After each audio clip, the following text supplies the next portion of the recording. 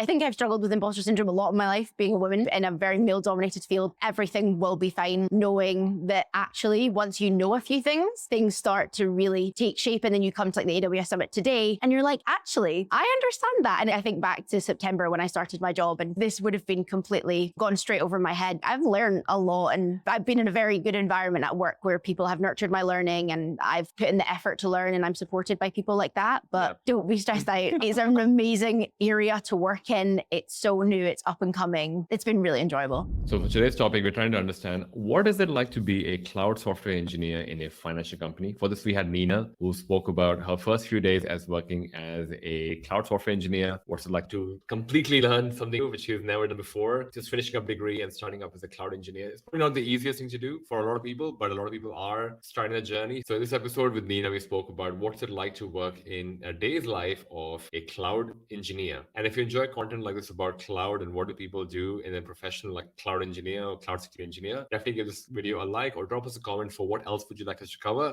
And I hope you enjoy this episode with Nina, because she definitely dropped a lot of gems about what's it really like to work in the space of cloud engineer in a financial institution, especially if you're starting off just within a year of graduating. Welcome to Cloud Security Podcast. And today I've got Nina. Nina, welcome. So for people, can you just share a bit about who's Nina? Yeah. What do you do at the moment? So I'm Nina. I recently graduated from the University of St Andrews with a degree in computer science in June of last year. And now I work at a financial company as a public cloud software engineer. What does a public cloud software engineer do? Many things. Definitely many things, as I have learned on this crazy learning journey since September. Different things such as like working on kind of build pipelines, doing kind of Python, Groovy, that sort of thing. And then also Terraform, infrastructure as code, and then also creating security policies with Sentinel and that sort of thing.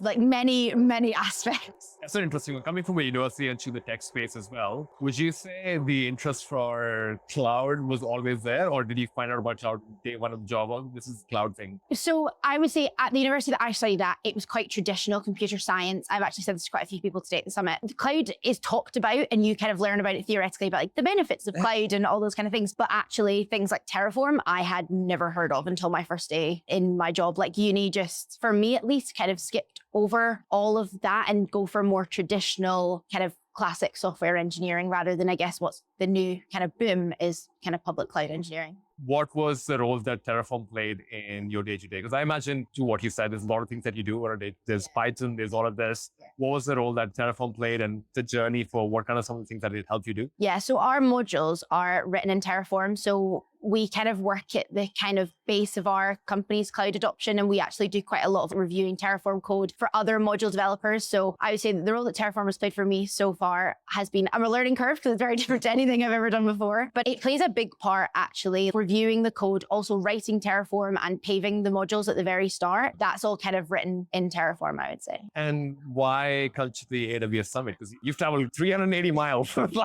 be precise. Wait, so why come for a summit? What's the value that something like a AWS Summit adds to you, and from a Terraform perspective as well? So for me as a person, I think coming to these kind of events is important because there is so much there, and like you're never going to know everything. Like, I am never going to know anything. I don't think there is anyone that does. But coming here and actually getting exposed to maybe more than I would in my day job, and hearing from like similar people who work in a similar industry, because a lot of my friends who are also software engineers don't do anything like I do. It's quite different. And it's quite nice to come here and you hear people talking, and it's actually terms that I sort of know about from work. And I'm like, okay, yeah, like I know what that is and that sort of thing. So coming there, and also just personal development. I sat an AWS certification last year and I'm looking to sit another one this year.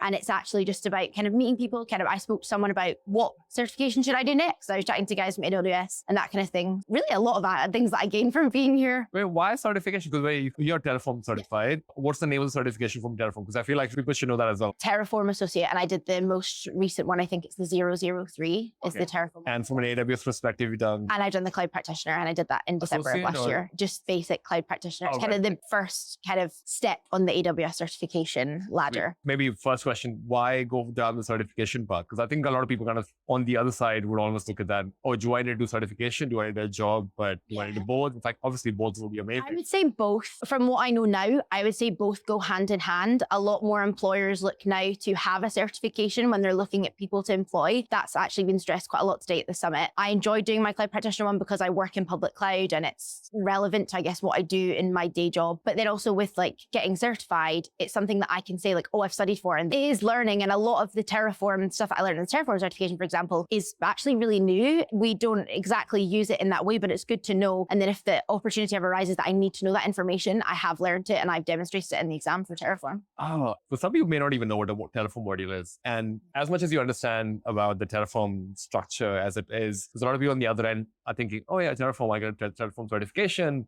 that'll be good. But what's the business use case for what you said earlier, Terraform module is being created? What do people use that for? Like, what would be a super simple example of Terraform? Like, is that to you 1 + 1 = 2 and there's a module for it? Yeah, so I would say that modules in general work together. Like you have a module on its own and we write that in Terraform and we deploy that using Terraform, but they actually all work together. I couldn't really think of an instance where a module just works on its own. It uses many other things.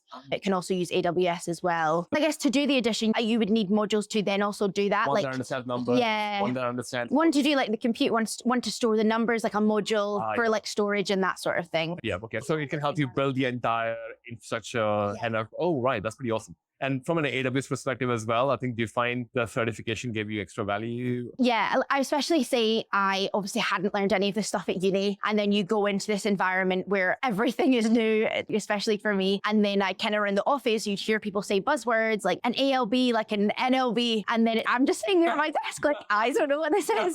And then actually when I was doing the cloud practitioner, like studying, I was like, oh, that's what that is. All that kind of thing is actually just the theory of like, you hear a conversation and most people know all these things, especially when they've been in, like working with this theory for a while. Yeah. But like for me as a newcomer, it was the cloud practitioner was a really good one just to get my first foot on the ladder of this complete mammoth that is public cloud. And actually, I genuinely thought just during studying, like, okay, that's what that is. I now don't need to pretend like I know. I actually do. It's pretty interesting because we kind of covered both sides. We covered the side of the public cloud. We also covered the part where Terraform kind of helps you build the infrastructure around it. Now, if I were to take you back to when you graduated, how would you approach this? Because I imagine there's a lot of people on the other side of this episode would be people who would be starting off. And you kind of mentioned the part where if you were to start again today, would you kind of go Terraform first and then public cloud, do them together? What was an easier one to kind of step onto as a stepping stone towards getting a job or learning about the field?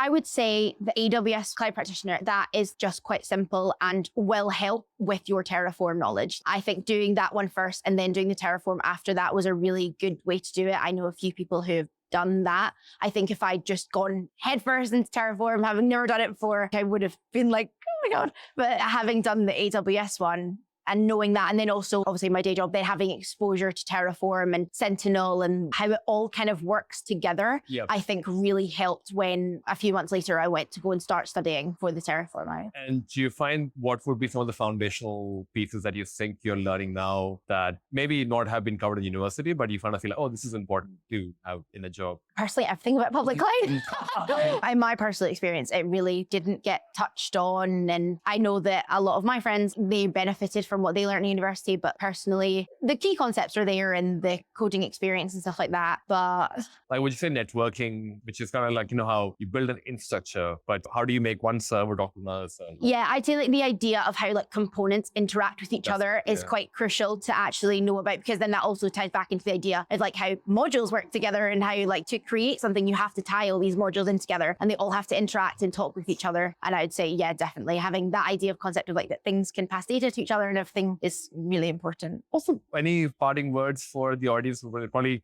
are kind of similar stage to where you are, just about to finish university and going into the world of public cloud and Terraform and all that as well? Take a deep breath. Definitely, for sure. And maybe my first few weeks, I was like, I'm not supposed to be here. I think I've struggled with imposter syndrome a lot in my life, being a woman in a very male-dominated field. Everything will be fine, knowing that actually, once you know a few things start to really take shape. And then you come to like the AWS Summit today, and you're like, actually, I understand that. And I think back to September when I started my job, and this would have been completely gone gone straight over my head. Now, today, I think I realized I've learned a lot, and I've been in a very good environment at work where people have nurtured my learning, and I've put in the effort to learn, and I'm supported by people like that. But don't be stressed out. It's an amazing area to work in. It's so new. It's up and coming. It's been really enjoyable. Awesome. Thank you for coming on the show. I really appreciate that. Thank you for coming. Thank you. Thank you for much.